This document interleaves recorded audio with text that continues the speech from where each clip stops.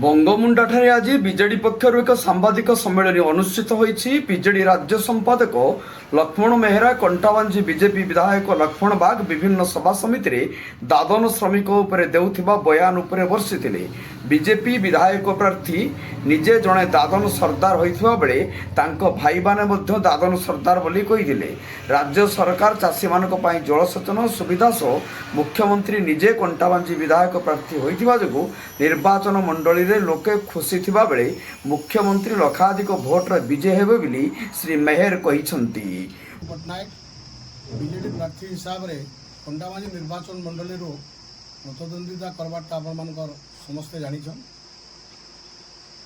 ଇ ଦିଗରେ 2-4 ଦିନ ହେଲା ଗୋଟେ କଥାଟେ କିଛି କିଛି ଏରିଆରେ ସୌଭାଗ୍ୟ ମିଳୁଛି ଏବଂ ସେଟା ଗୋଟେ ହାସ୍ୟାସ୍ପଦ କଥା।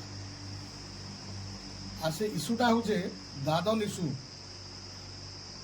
এই জায়গায় বিজেপি প্রার্থী যে অছন সে কহুছন দাদন মানকর মুই কল্যাণ করবে বলি।